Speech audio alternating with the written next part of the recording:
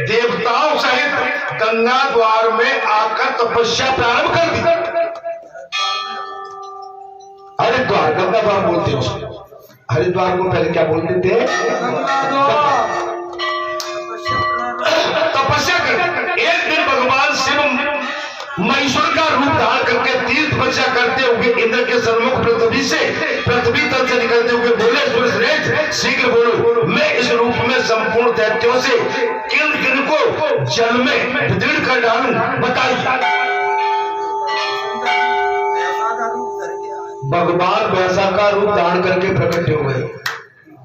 इंद्र बोले, प्रभु हिरणाक्ष, सुबाहु और बकत्र, कंधर, त्रिशंग तथा लोई छात, इन पांचों का वध करना। ये मुझे बहुत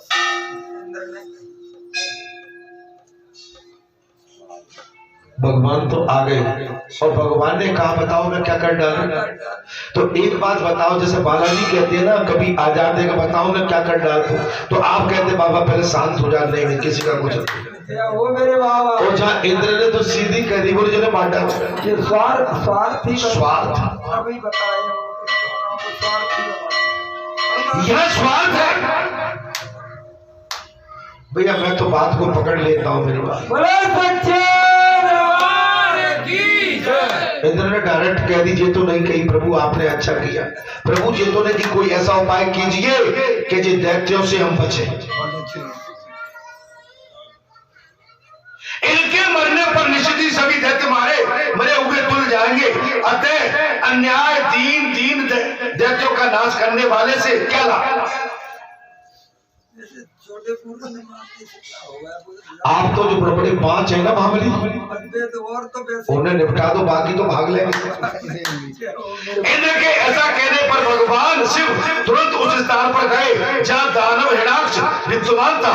उस भयानक वैसे को देखकर सब दानव सब ओर से उसके पत्थर और डंडों की बौछार करने लगे। भगवान शंकर ने वैसा का रूप और सारे दैत्य उनको बड़ा भयंकर रूप बना लिया भगवान शंकर ने। और भगवान शंकर की पीठ पर महाराज पत्थर डंडे का प्रहार करने लगे। दैत्य उनके प्रहारियों को तनिक भी महाराज परवाह न करके भगवान शिव ने 4 मंत्रियों सहित हिरणाक्ष को खिलवाड़ में ही एक गहरा धक्का दिया। तब वो दैत्य हथियार लेकर जो कर दो उनके सामने दौड़ा। क्यों ही सींग से भगवान शंकर के उस रूप ने उसकी बिजली करके महादेव जी ने यमलोक भेज दिया। हिरणाक्ष सींग से समझ लो मारो। हिरणाक्ष को मारने के बाद भगवान शंकर उन्होंने सबाहु आदि सचिवों को भी मृत्यु के घाट उतार दिया। निशाना साध कर प्रहार करने वाले उन दैत्यों द्वारा यत्न पूर्वक चलाया हुआ कोई भी अस्त्र महादेव जी के शरीर पर लगता ही नहीं। अब भगवान के ऊपर आप क्या प्रहार कर पाओगे। पहाड़ पर जाके अपना सर पटको, पत्थर पे सर पटको, तो बोला पत्थर का क्या बिगड़ने वाला है। इस प्रकार उन 5 प्रधान दैत्यों का वध करने के बाद भगवान से पुनः उसी स्थान पर लौट आए जहां इंद्र तपस्या कर लौट आए जहां इंद्र तपस्या करते। वहां आकर मैं इंद्र से बोले, इंद्र देवराज इंद्र, तुमने जिन 5 दानवों के वध के लिए कहा था उन सबको मैंने मार डाला। भाई तुम्हारे कहने के अनुसार ही मैंने मार डाला। अब तुम अपने त्रिलोकी जाकर राज करो। देवेश मुझसे दूसरा कोई भी मनोवांछित पर अब मत चाहना।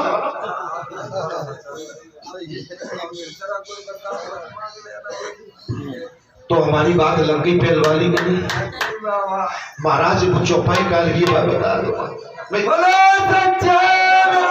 आप समझे इस कथा का भाव समझा।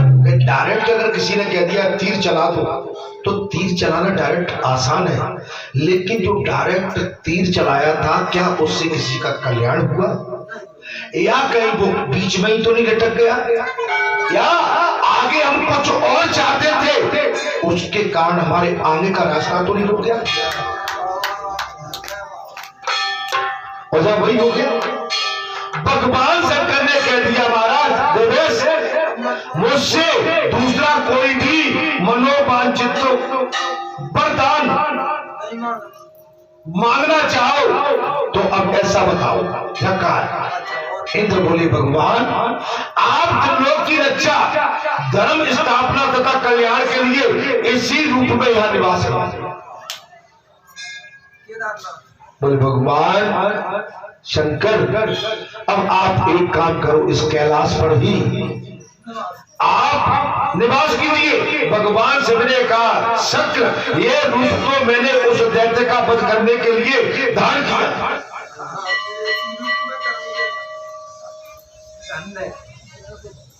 नहीं, ये अनसमझी की बात है हमारा, इसको बोलते अनसमझ। अब तुम्हारे अनोपूर्ण धर्म वचन से मैं त्रिभुवन की रक्षा, धर्म की स्थापना कर लोक के कल्याण के लिए यह निवास करूंगा। ऐसा कहकर भगवान शिव ने वहां एक सुंदर कुंड प्रकट किया, जो सिद्ध स्फटी मणिक के समान सुंदर तथा दूध के सुदर्श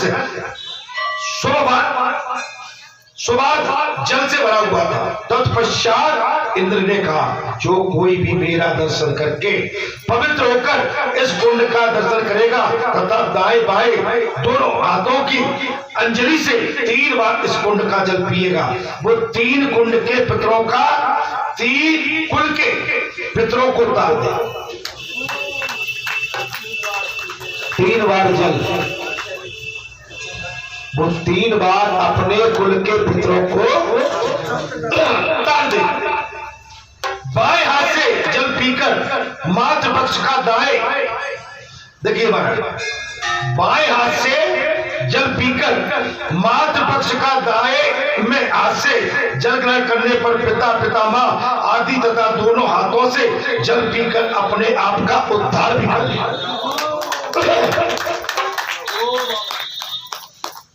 इंद्र बोले, वृषवाहन पे मैं प्रतिदिन स्वर्ग से आकर जब आपकी पूजा करूंगा।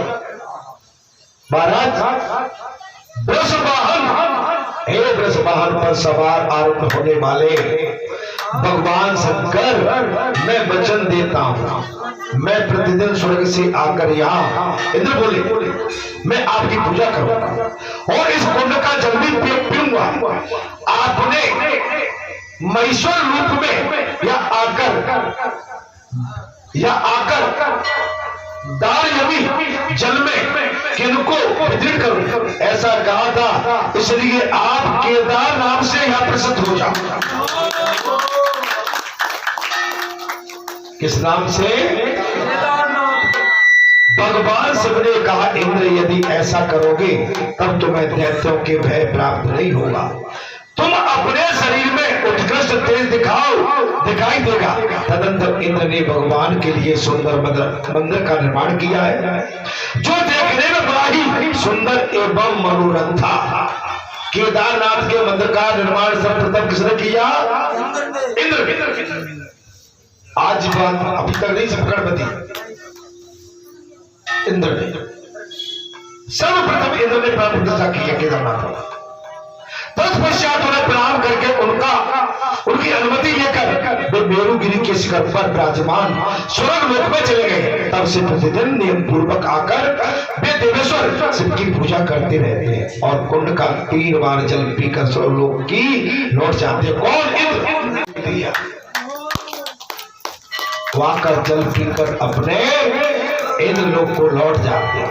एक दिन की बात है, जब इंद्र पूजा के लिए आए तब देखते ही सारा गिरी शिखर बर्फ में ढह गया। साथ ही भगवान केदार अर्चा विग्रह, उनका मंदिर तथा कुंड तभी हिम्मत चित्तित हो गया।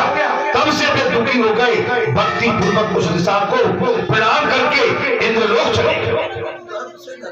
बर्फ से ढक गया, शीतकाल बेगिरे में हो गया। उसी समय से इंद्रलोक को चले। इस प्रकार 4 महीनों तक के वे प्रतिदिन आते हैं और शिव जी को न देखकर उस दिशा को प्रणाम करके लौट जाते हैं। 4 महीने। फिर जब गर्मी का समय आता है तब उन्हें भगवान शिव के उस पर विग्रह का प्रत्यक्ष दर्शन होता है। किसको? इंद्र को।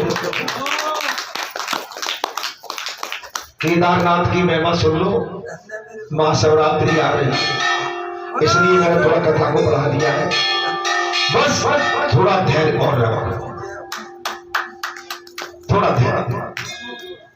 फिर तो उन्होंने बड़े समारोह से चौमासे की पूजा संपन्न की और उनके आगे गीत वाद आदि का आयोजन किया। तब भगवान शिव ने इंद्र को प्रत्यक्ष दर्शन देकर कहा, देवेश, मैं तुम्हारी अन्य भक्ति से संतुष्ट हूं, इसलिए तुम्हारे हृदय में जो अभिलाषा हो आज मुझसे मांगो।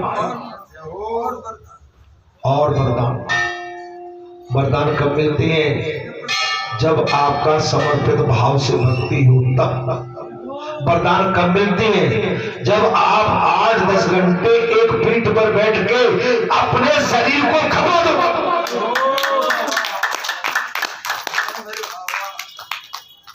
अगर मन में कहीं संसार का कोलाहल तो नहीं पैदा हो गया किसी के में, तो गड़बड़ हो जाए, फिर कुछ नहीं मिलता। कोलाहल संसार का, हाय राम 12:30 नहीं, ये तो समय सीमा नहीं है। हमें भक्ति में जब भगवान से नाता जुड़ जाता है ना, तो वो अनलिमिट हो जाता है। महाराज वो लिमिट नहीं है, अनलिमिट है। अभी आपने महाराज कथा सुनी कात्यायनी, आप सुनिए कि उन्होंने कैसे तपस्या की। आपको तपस्या तो करना पड़ेगी। आप भगवती है, आप ही मेरे लिए कृष्ण है, आप ही मेरे लिए राम है, आप मेरे लिए महादेव है, आप मेरे लिए जगत जननी सीता स्वरूपा शक्ति स्वरूपा है, दुर्गे है, राधे है, रुक्मिणी है। महाराज आप सब कुछ है, लेकिन भक्ति में निपुण रहोगे तब, भक्ति में डूबे रहोगे तब। बर्मा इंद्र ने कहा, भगवान आपके प्रसाद से मुझे उत्तम ऐश्वर्य प्राप्त हो गया। आपके आशीर्वाद से इंद्रलोक में पुनः उसी तरह से मेरा ऐश्वर्य प्राप्त हो गया। अतः अब वैसी कोई मेरी कामना नहीं बची। हे सुरेश्वर, हे सुरेश्वर, ये पर्वत नीलगंध सूर्य चैत्र मास से लेकर 8 मास तक बड़ा मनोरथ रहता है। अब 8 महीने की बात, 4 महीने की बात नहीं है। केदारनाथ में 8 महीने तक आदान प्रदान भक्तों का दर्शन के लिए बना रहता है। फिर वृश्चिक की संक्रांति से लेकर कुंभ की संक्रांति तक ये मेरे लिए महाराज अगस्त हो जाता है, माने लोग। तब मनुष्य आदि साधारण जीवों की तो बात क्या है, जो इंद्र खुद कह रहे हैं। जब मैं देव होके वहां नहीं पहुंच पाता तो आम मनुष्य की बात क्या है। अतः इन 4 महीनों तक आप इसी रूप में कहीं अन्यत्र मृत्यु लोक पाताल में निवास करें, जिससे मेरे द्वारा नित्य पूजन को प्रतिज्ञा में कोई बाधा न हो। तब भगवान से बोले, इंद्र अनार्थ देश में हमारा हाटकेश्वर क्षेत्र है, क्षेत्र विद्वान है, वहां में वृश्चिक की संक्रांति से लेकर कुंभ राशि के सूर्य के रहते तक समय तक सदा वहां निवास करूंगा। 4 महीने मारो। जय भगवान शंकर और इंद्र के बीच में वार्तालाप। और इससे पहले मैंने कथा कही थी अर्जुन और भगवान कृष्ण के वार्तालाप। आप बड़े भाग्यशाली हो के आप जो अगूढ़ कथाएं, प्राचीन कथाएं महाराज सुन पा रहे। अतः वह मेरा मंदिर बनाकर उसमें मेरे स्वरूप की प्राण प्रतिष्ठा करके मेरी यथोचित पूजा करते रहिए। तुम्हारे लिए मैं अपना तेज उस शिवलिंग में स्थापित कर दूंगा। 4 महीने मेरी वहां पूजा करना पड़ेगी। कहा? हाटकेश्वर। तब सुनती कहते हैं, देवादिदेव शिव का ये वचन सुनकर इंद्र ने हाटकेश्वर क्षेत्र में मंदिर बनवाया और उसमें शिव जी के केदार स्वरूप की स्वरूप को स्थापित करके निर्मल जल से भरे हुए एक कुंड का भी निर्माण। माता थोड़ी रुका करो, आप जल्दी करती हो भाई। थोड़ा बैठने को देखो। अब मैं आपसे क्या कहूँ, आप अभी बोलूंगा जब ये कथा है थोड़ा। अब बेटे को लौटा दिया, अब मैं इतनी देर तक रोक भी नहीं सकता हूँ, ठीक है। हाँ, हम आए तो थोड़ा धैर्य रख के, जब कथा चल रही हो ना तो या तो नमन करके अपने स्थान को ग्रहण कर लो। चलिए, आशीर्वाद मेरा आपको, ठीक है। महाराज, इस प्रकार इंद्र ने आराधित होकर भगवान केदार का इस क्षेत्र में पधारा। जो मनुष्य प्रतिदिन सर्दी के 4 महीने में उनकी आराधना करता है वो उनके कल्याण में स्वरूप को प्राप्त होता है, और अन्य समय में भी जो भक्ति पूर्वक उनकी पूजा करता है वो जन्म से लेकर मृत्यु के समस्त पापों को धो डालता है। केदार क्षेत्र में जल पीकर गया तीर्थ में पितरों को पिंडदान देकर और ब्रह्म ज्ञान प्राप्त करके मनुष्य को फिर जन्म नहीं लेना पड़ता है। महर्षियों, जो भगवान केदार का ये मातम पढ़ता है या सुनता है, आप बड़े भाग्यशाली हो। महाशिवरात्रि का महापर्व 2 दिन बाद, और आपको भगवान केदारनाथ की कथा सुनने को मिली। ब्रह्मर्षियों, हे महात्माओं, जो भगवान केदार का ये मातम पढ़ता है या सुनाता है, या पढ़ता है या सुनाता या सुनते हैं, उसके समस्त पापों का नाश तथा महाराज पुत्र पौत्र की वृद्धि होती।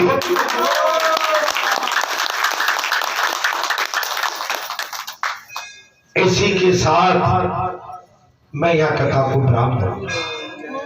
हे संतों महात्माओं, ये माने आशीर्वाद रोज नहीं मिलता जो मैंने अभी कथा कही। इसमें अंत के शब्द को सुनिए।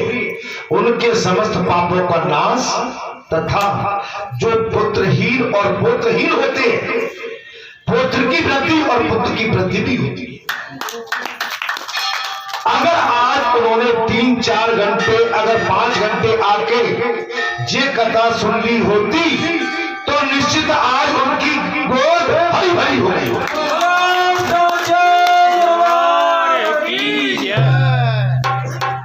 लेकिन ते पावे थे ले पड़ेगा।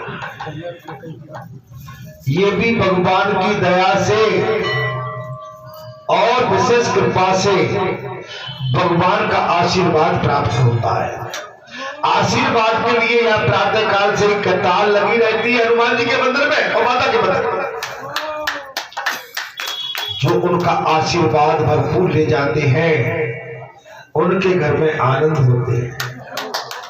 अभी आपने देखा, मेरे आज 2 नवयुवक आए, बहू बेटी, उनको आशीर्वाद। एक बेटी ने तो कह दिया बहू को उल्टी हो रही है, जल्दी करो। नहीं, बिल्कुल उल्टी नहीं होगी।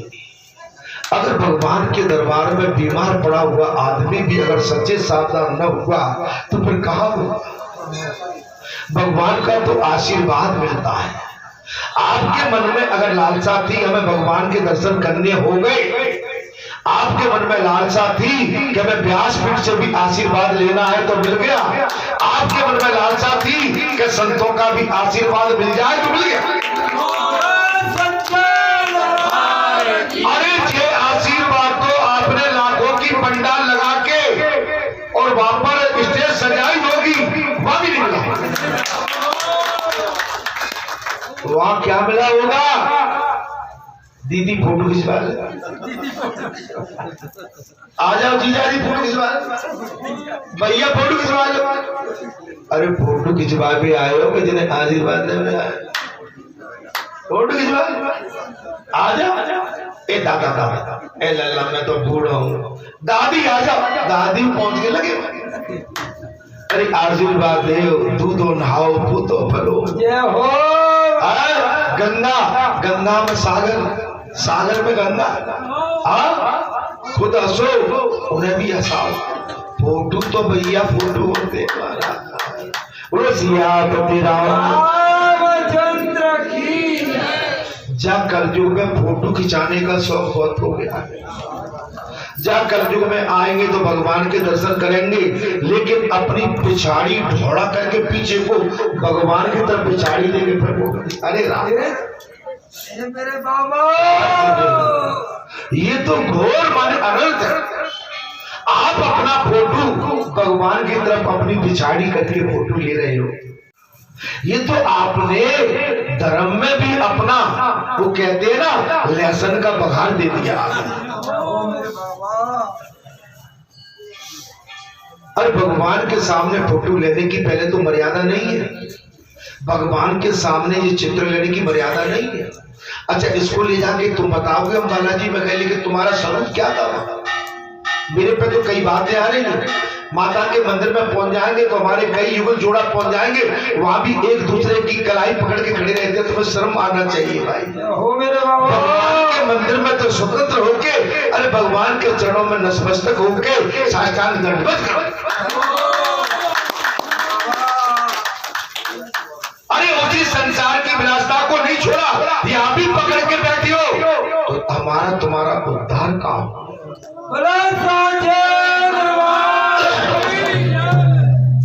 या आगे आप बैठते हैं, गप्पे लगाते हैं, या आगे आप खाते हैं पीते हैं और अपनी पत्तल को धोने को छोड़ जाते हैं। बताइए उसको उठाएगा?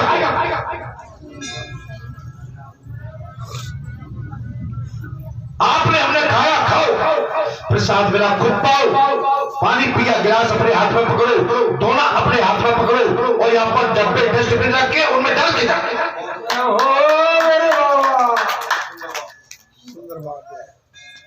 जहां पर मुझे मेरे पास बात आ रही है, लड़की लड़का दिखाने आते दिखाओ, लेकिन यहाँ पर दोनों फेंक जाते हो, सकरा फेंक जाते हो, बीड़ी पीते हो, तंबाकू करते हो।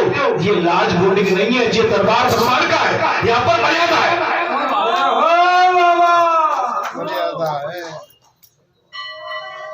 जाओ, हल्ला नहीं, या शांति का वातावरण होना चाहिए। अभी मुझे ये भी मालूम पड़ा था कि जो अंदर समुदाय भवन में स्टेज बनी है, स्टेज भवन पे लाके कुर्सी में, और कुर्सी पे तुम लड़के बच्चियों को बिठा रहे हो। ये स्टेज बाबा की है, बालाजी की है। स्टेज पे, उस स्टेज पे चढ़ने का अधिकार तुम्हें है ही नहीं।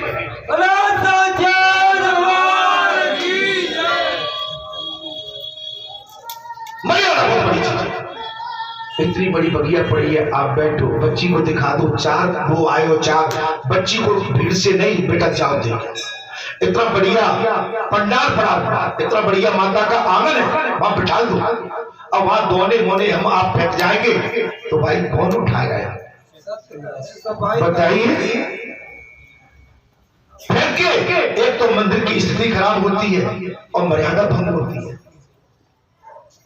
अपना मैं सबसे कह रहा हूं, हाथ जोड़ के मेरी विनती है कि मर्यादा अपने हाथ में रखना चाहिए। ये लॉज नहीं है जहां पर हम कुछ भी गीत गाएं, कुछ भी बरारे गाएं, कुछ भी करें। नहीं नहीं, ये देवालय है, मंदिर है। मंदिर की मर्यादा होता। मंदिर में हमें अपने सटीक टाइम में, घंटे 2 घंटे में। मंदिर का मतलब है किसी की बेटी आई है, किसी का बेटा आया, भैया वो बेटी बैठी है, बहू बेटा तुम चले जाओ, मिल लो, देख लो। और मिलना जुलना था तो किसी की बेटी को 4 घंटे थोड़ी पड़ भाई 5-10 मिनट में किसी की बेटी से बात करनी होती है, जब तक हमारा संबंध नहीं जुड़ा है। इतनी बात की मर्यादा होती है। मैं कुछ गलत बोल रहा हूं तो मेरी बात को आप काट सकते हो। मर्यादा रखती है। प्रसाद चढ़ाइए अपने झूठे कोई भी, ये आप पॉलिथीन फेंक जाते हैं।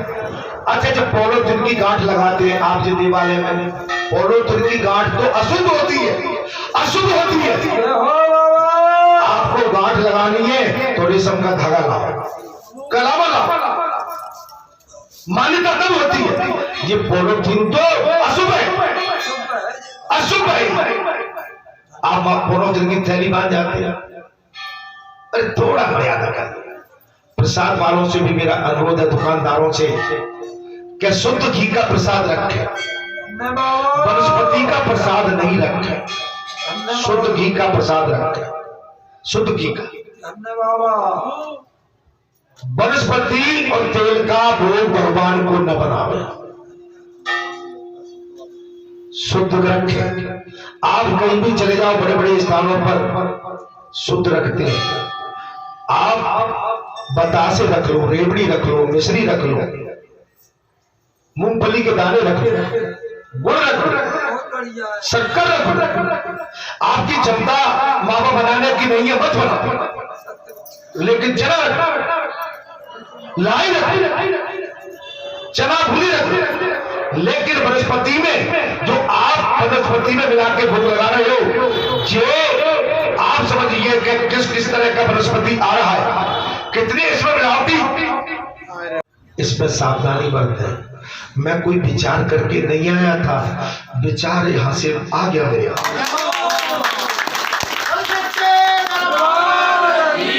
आपको लग रहा होगा कि महाराज सोच के तो मैं हाथ कहता हूं, जब मैं कोई सोच के नहीं, उनको जो कहलवानी है तो कहलवानी।